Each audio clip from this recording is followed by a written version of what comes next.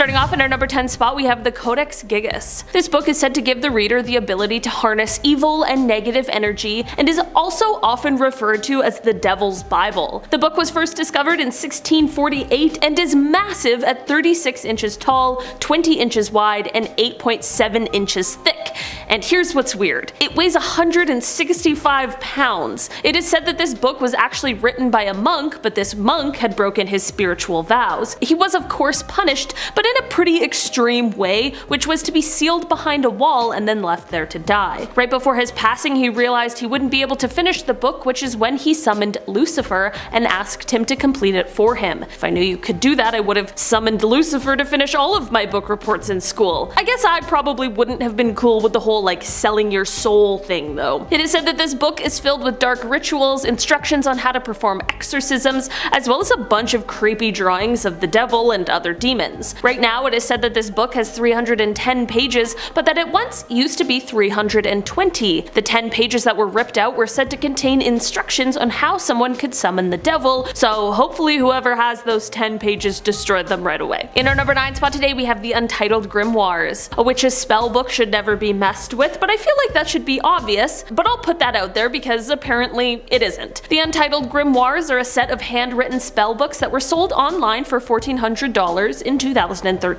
The books were written in the 1960s by a high priestess of Wicca who was the leader of a coven, and they detailed things like spells, incantations, enchantments, and instructions on summoning spirits and demons. So witch stuff. This is all fine and well unless you're sitting there thinking about how you don't believe. If you are a non-believer, it is best to stay as far away as possible from these books. The seller of the books warns that any non-believers who mess with the book will bring upon themselves a deadly curse, and on the first page, the Wiccan herself wrote that proceeding with the book may have serious consequences. It reads, quote, "To those not of the craft, the reading of this book is forbidden. Proceed no further or justice will exact a swift and terrible retribution, and you will surely suffer at the hand of the craft." It's a pretty sound warning, and one I probably wouldn't roll the dice on, you know, just to be safe. In our number 8 spot today, we have the Picatrix. This is a grimoire that is said to contain a large amount of magic that is presumed to be from the 11th century. This text has long been considered pretty obscene because of the graphic content that exists within the book. The pages contain some scholarly work with philosophy, astrology, and even some medieval science, which is actually pretty cool. But then there are things like recipes for concoctions that involve mixing human and animal blood, brains, urine, and other bodily fluid in with opium or other kind of dangerous substances. While some of what this book contains is definitely historically interesting, I think it's probably best to stay away from the magic and spells that lurk within. In our number 7 spot today, we have The Grand Omar. This novel is an 11th century collection of poetry that was written by Omar Khayyam, but it's not what's inside of this book that holds the curse. In 1912, a bookbinder is said to have given this book lavish embellishments. There was silver, mahogany, ivory, leather, and over 1,050 jewels including ruby, garnet, topaz, turquoise, and gold. He took such care with this book that it actually took him 2 years to finish, and in 1912 is when he finished. Once finished, there was some trouble selling it. I mean, the book was extremely expensive now. The binder decided to ship it from the UK to the US for a chance to have an easier time selling it, but then there was a mix-up at customs and the book was shipped back to London. From here it is said that the book finally sold, but it was only for half the original price. The bookbinder once again had to ship the book overseas, but this time, guess which ocean liner the book ended up on? The ill-fated Titanic, of course. It is said that this original copy was never retrieved from the wreckage, but when the book was recreated, more strange things began to happen surrounding it. During World War II, it was said to be placed in a vault in London, but it ended up being ruined in a blitz. The vault itself was fine, but somehow the book inside, aside from the jewels, was completely turned to ash. In our number 6 spot today, we have the Book of the Sacred Magic of Abramelin the Mage. This book was of course created by Abramelin, who is indeed a mage, and he created it as a gift for his son. In the early 1900s, this book was translated into English, and that is when the rumors of the book being cursed began to spread. I mean, this book contained spells, but it also contained curses, so I feel like that rumor likely makes a lot of sense. It is said that this rumor has to do with Abramelon's belief that everyone has their own personal demon. I'm just hoping that mine is like cool and nice. Those who have had bad experiences with the book explained either bad luck or hauntings from the spirit world are what await for those who dare to read it. In our number 5 spot today we have the Grand Grimoire. This book is often referred to as the book with incredible power and has been called one of the darkest books in the world. While the author of this book is still unknown, the contents of it are things like black magic and dark spooky secrets. It is believed that the book was written sometime around 1521 and it is split into 2 books. Book 1 details instructions on how to summon a demon and how to get a demon to do your bidding. The second book is split into 2 parts and it details how to make a pact with a demon and how to command the spirit, but with less tools, which means it is significantly riskier than the instructions in the first book. Apparently in the book it even details how someone can call upon Lucifer or the devil, so I guess who needs those 10 missing pages in the Codex Gigas? Just go out and get the Grand Grimoire and you're right back in the devil summoning game. The book describes a few different demons and it also gives spells that one can do for things like winning the lottery, there's love spells, becoming invisible, you know, the things that people want. While those spells certainly sound nice, magic like that always comes at a cost. People fear the Grand Grimoire because they worry that if anyone reads it fully, then the devil will enslave their soul. No thank you. In our number 4 spot today we have the Book of Soiga. Anything that is referred to as the Book of Death is definitely one I'll most likely spend my time trying to stay away from. I don't know, maybe it's just me, but that is the least inviting thing I've ever heard in my life. If you don't agree with me on that sentiment, however, the tough thing with this one is that nobody knows exactly what language it is written in. The beginning part of the book definitely contains some spells and incantations, but the ending of the book is really where the mystery lies, and trying to decipher it is no easy feat. It is said that a scholar called John Dee once attempted to decode the secret book, and it was so difficult that he needed to call on the angel Uriel for help. Even the angel didn't have the answers and instructed John to call on the archangel Michael, who would be the only one who was able to interpret the text. Here's where the mystery gets more mysterious though. After John Dee passed away in 1608, the book basically just vanished, and no one knew where it went. But then, like magic, it just reappears in the 19th century. Despite this extremely interesting story and how it kind of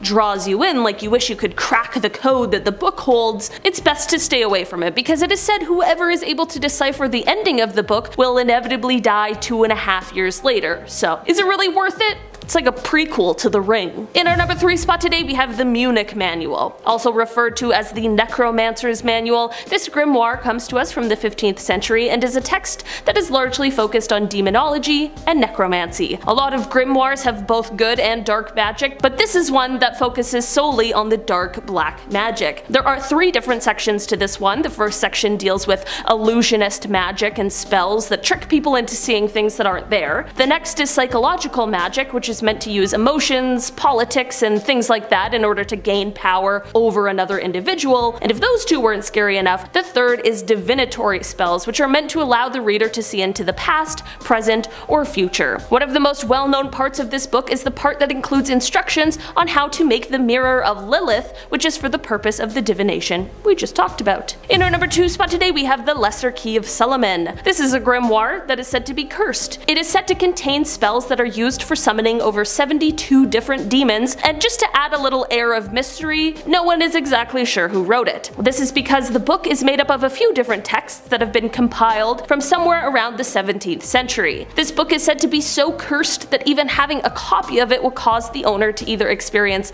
constant bad luck or have the worst luck of all with passing away. People have shared their terrifying stories with the book, and they include the book's pages turning on their own, and another person shared that the book violently threw itself across the room at them. How terrifying would that be? Well, we aren't sure who wrote it. There have been rumors or stories that suggest it might have been King Solomon. It is said that perhaps he wrote it for his son and then asked him to bury it with him in his grave. When being prepared for burial, a group of Babylonian philosophers found the book, and this is when they were visited by an angel who told them to hide the book from the unworthy. They then placed a spell on the book which was meant to keep it from getting into the wrong hands, and that is said to be how the book got its curse. In our number 1 spot today we have the Orphan story. story. This is a book that was originally written in the 1600s, but it didn't end up getting published until 2018. The Orphan story is about a 14-year-old Spanish boy who heads to the Americas. It's supposed to be like a classic coming-of-age feel-good story, but it is not exactly, and that is exactly the reason why it took so long for it to be published. The curse in this book doesn't come from the story itself, however. There is something dark lurking in those pages. The book's publisher, Belinda Palacios, who worked on the book for 2 years,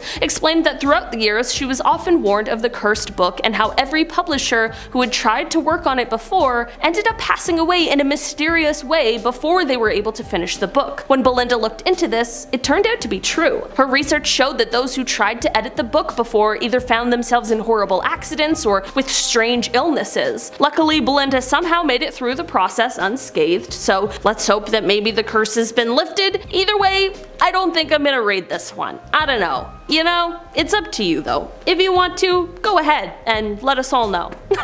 Number 5. The Book of Black Magic and Pacts. This one has an author that isn't a demon, which is nice. How fun is that? Off to a better start.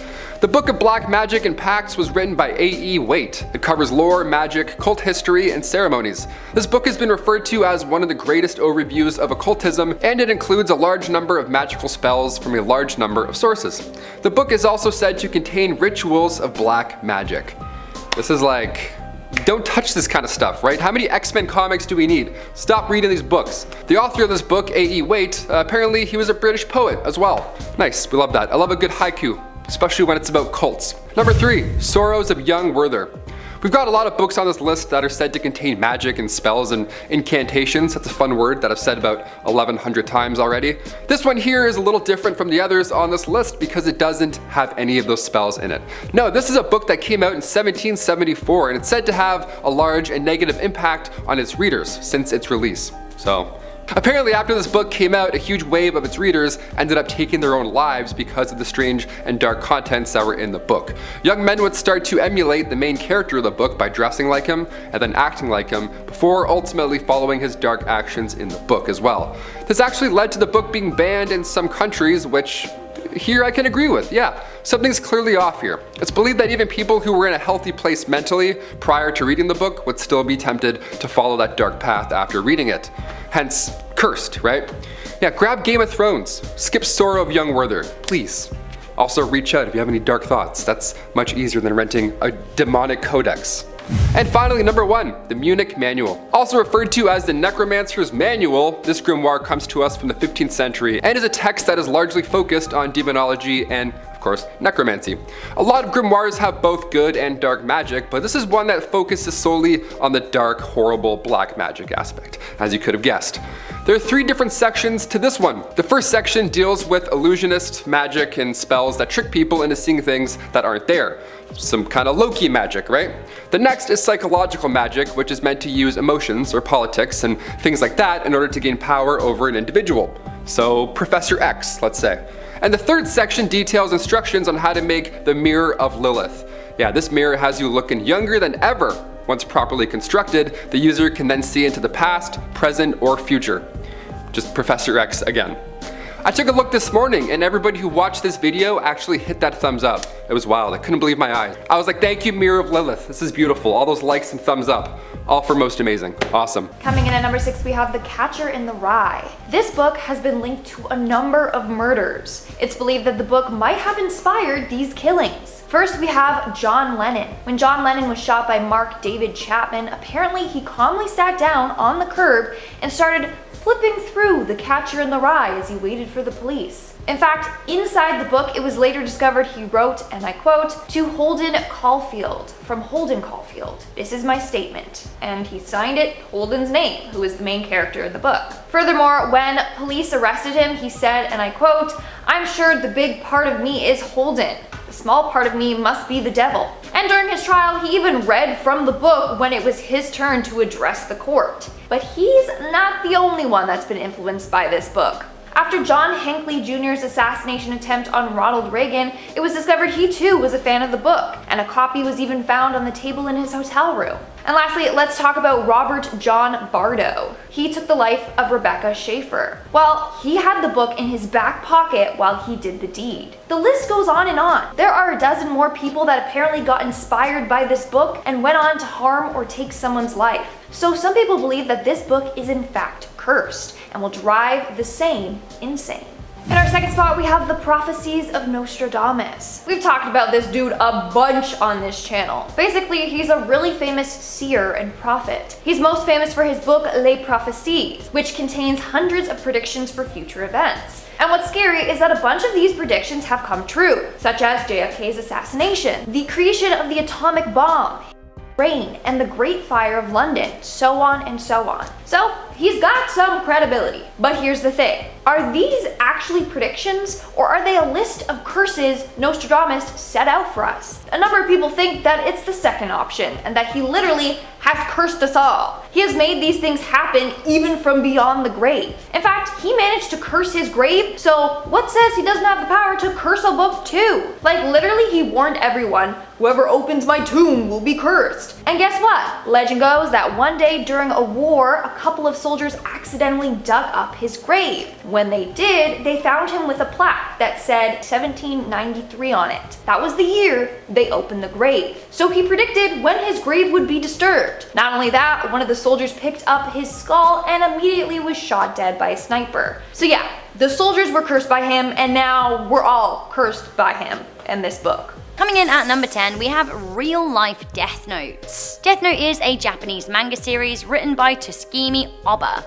I'm really sorry if I pronounced that wrong. The story is about a high school student who comes across a mysterious notebook, the Death Note. He soon finds out that he can use the notebook to kill people by simply writing their names down. This series was adapted into an American movie and it is now on Netflix. Anyway, a lot of teenagers in real life have been inspired by the manga series and the film, and they've started their own Death Note books. There have been countless incidents. For example, in Pingtung County in Taiwan, they saw a string of Death Note inspired issues. In 2015, a middle school student in Pennsylvania was suspended for making his own Death Notebook and writing the names of 15 students in it. Some people say that the story of Death Note stems back to some truth too, with legends circulating that in ancient Chinese civilizations, the Yellow Emperor had a notebook of death. I actually have to thank one of our subscribers for bringing this next book to my attention. I was reading the comments on the top 10 cursed books part 1, and one of our subscribers highlighted this to me, so thank you Kim Jana for the recommendation.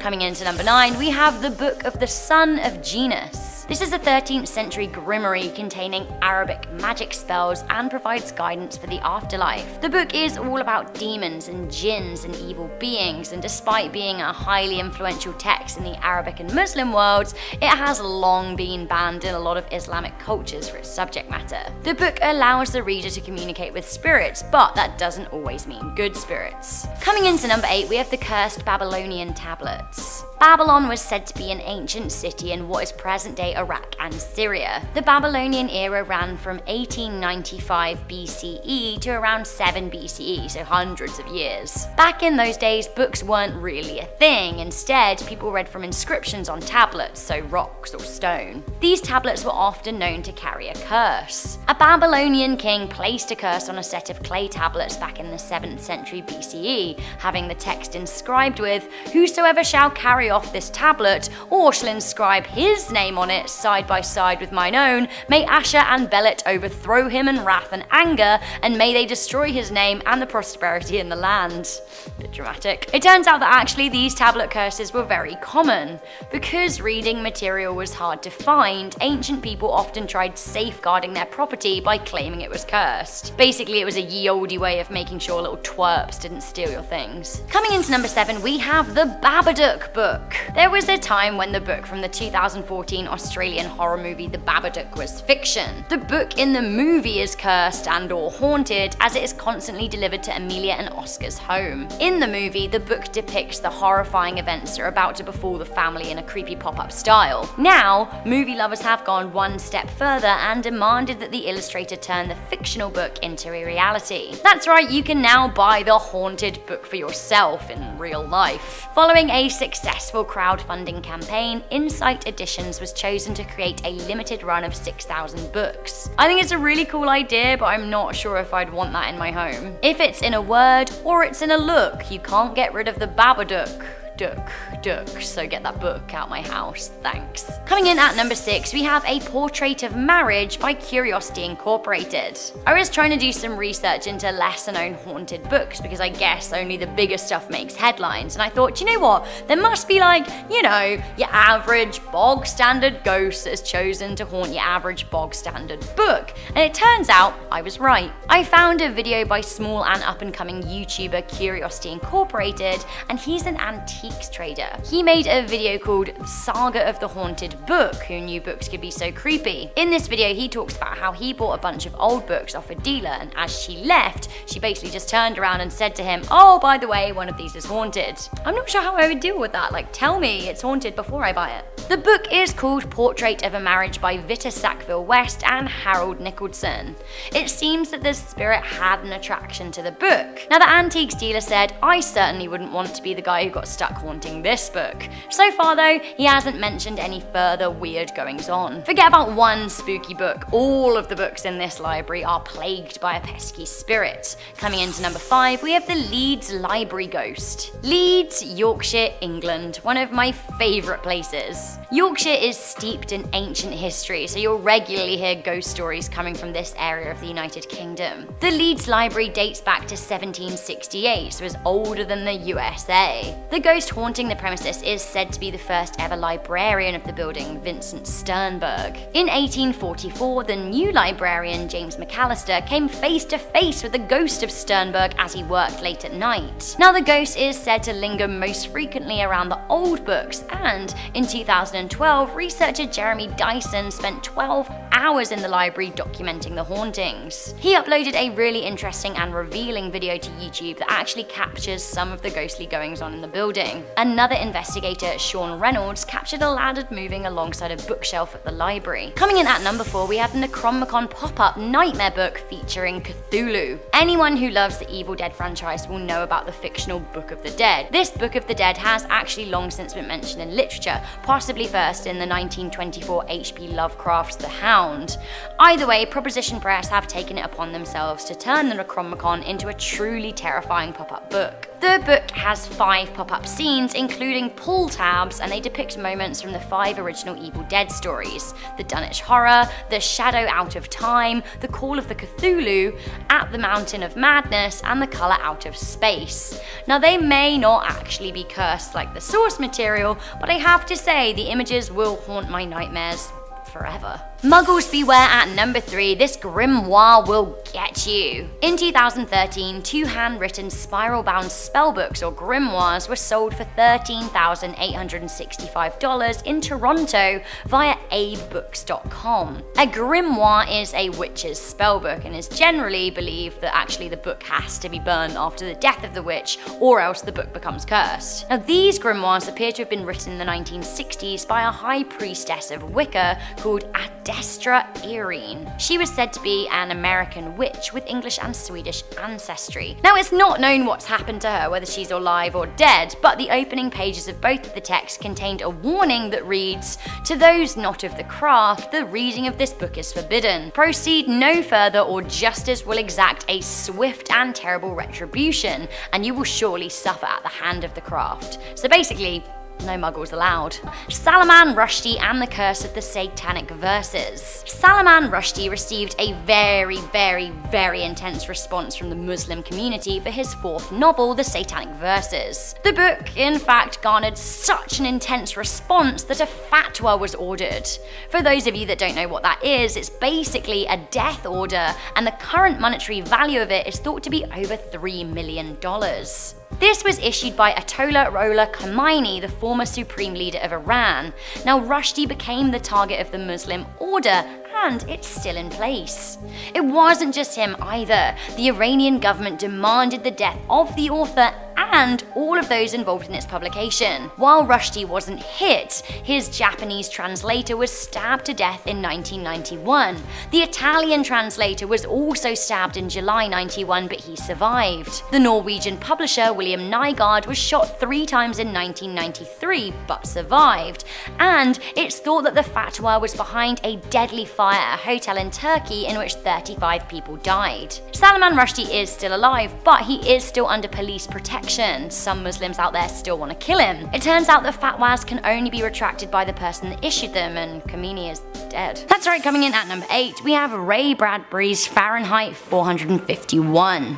When Bradbury's 1953 book about a dystopian future came out, the marketing team had a wise idea. The book is about a group of so-called firemen who burn down the homes and belongings of people who read illegal, non-state approved books. Wouldn't it be cool for the limited edition books to be fireproof? It sure would. The only issue was that people didn't know what was what in the 1950s, and the book was bound with asbestos. You know, the substance that gives you lung cancer. Not great. So while the book in itself is a bit of a scary read, the reality of the book is even scarier. Coming in at number 7, we have the Voynich manuscript. Who knows what is happening and what is contained within the text of the Voynich manuscript? The text is regularly alluded to as the world's most mysterious book. Written in the early 15th century, what the 240-page cryptic text actually says is still a mystery, and it has baffled humans for 600 years. It appears to be written in an unknown language and contains strange illustrations and diagrams. The book has been passed down from emperors and important members of society,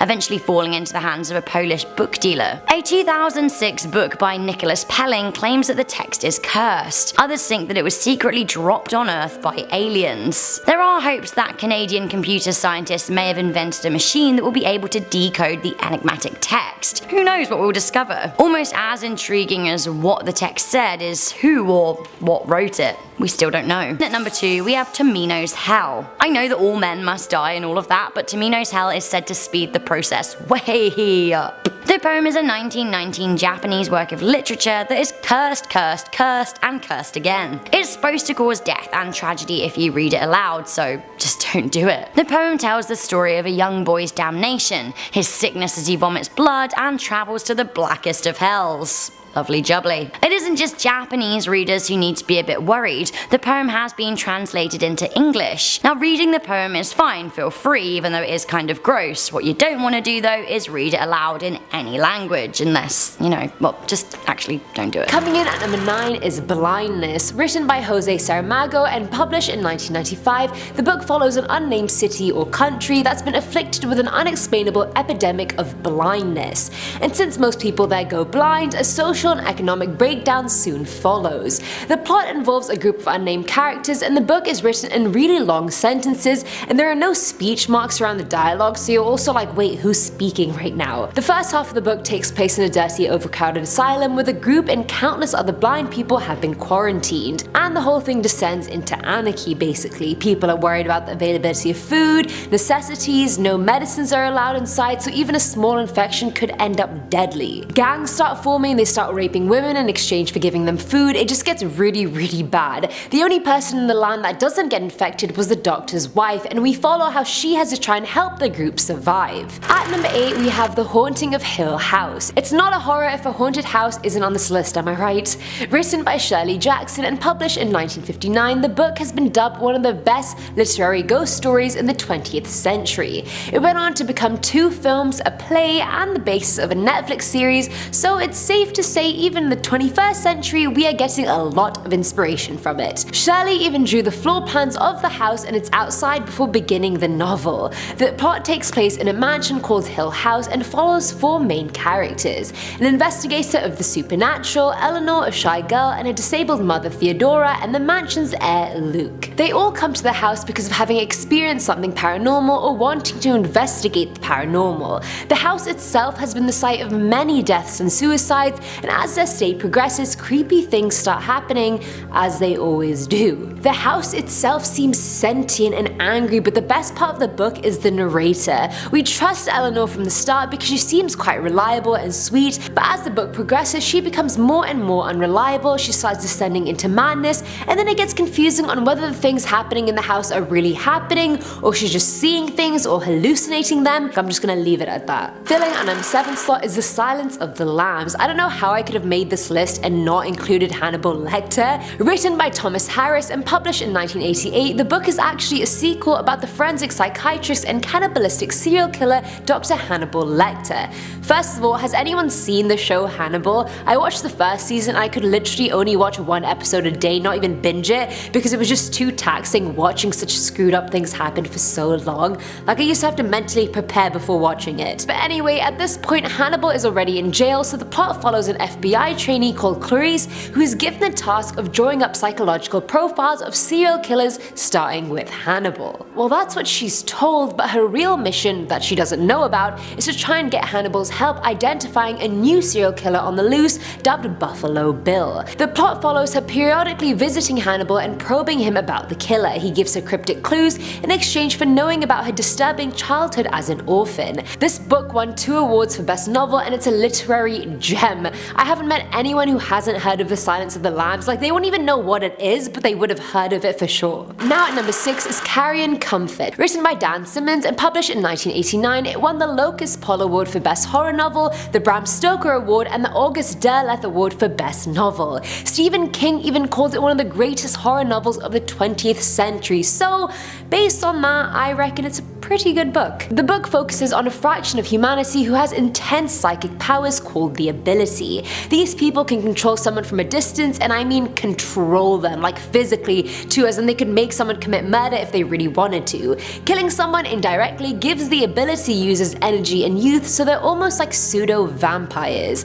The book sets up the fact the abilities have been used throughout time, whether that's fake charisma of a world leader, everyday murders, or the Holocaust. Although it's split into many timelines, it mostly follows a group of immoral people in the 80s, some of which want to take over the world. Investigators pursue a series of murders and realize these people really need to be stopped. It's honestly brutal. They get together in one scene and talk about all the people they killed, including John Lennon, and then later on 2 of them end up fighting but use normal humans around them as soldiers to fight each other.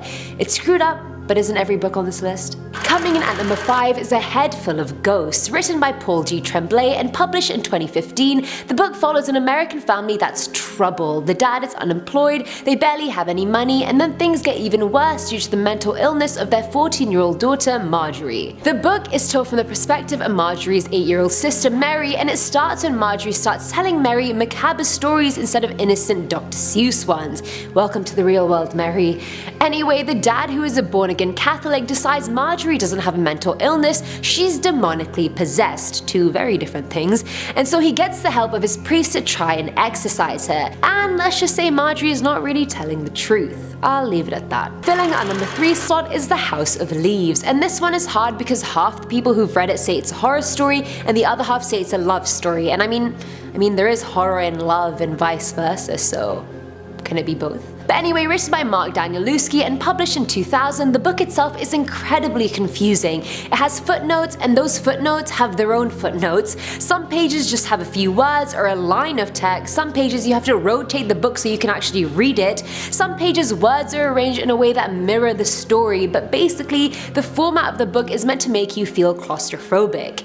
The plot has many narratives, but mostly follows a tattoo parlor employee called Johnny. Johnny's looking for a new apartment when his friend recommends a place in his building from a man who just died. When moving in, he finds an academic manuscript written by that man about a film called The Navidson Record. Except Johnny can't find any evidence of the film ever existing. The main plot focuses on the Navidson family story. The family come home from a trip one day and find that their house is expanded internally, but externally it looks exactly the same. There are more rooms, hallways upon hallways, and all of them are featureless and unlit, and there always just seems to be a low growl sound in the house. Characters start exploring the house and venture into the endless passageways, which ultimately leads to murder, insanity, and death.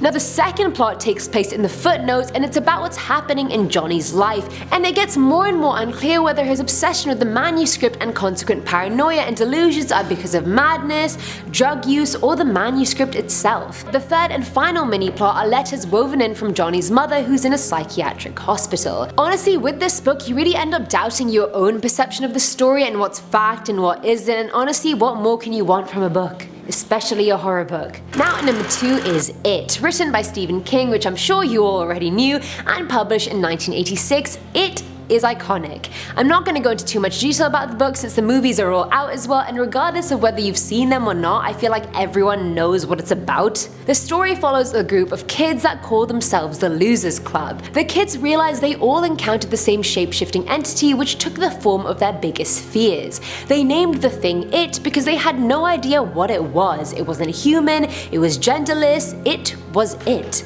They figure out it is behind all the child murders happening in the town, and they try to stop the evil clown. There's even a bit where Pennywise itself is narrating and telling the reader where it came from. The book is split into 2 timelines taking place 30 years apart, so we see the club as kids in the first one, and then we see them return to Derry in the second one because there's been another slew of child murders. I can't even count the amount of times people have recommended it to me and told me it genuinely scared the living hell out of them, and I still refuse to read it. I'm just not gonna do it. That's not me. And finally, at number 1 is Rosemary's Baby, written by Era 11 and published in 1967. The book sold over 4 million copies, and that made it the best-selling horror novel of the 60s. The plot follows Rosemary Woodhouse and her struggling actor husband Guy, who recently moved into an old Gothic apartment building. Despite being warned about the building's strange history involving murder and witchcraft, they move in anyway. And the couple are quickly welcomed by neighbors Minnie and Roman, who Rosemary gets a weird vibe from. Due to some freak accident blinding his theatrical rival, Guy gets a great role and agrees to try for their first kid. Hurrah! But not.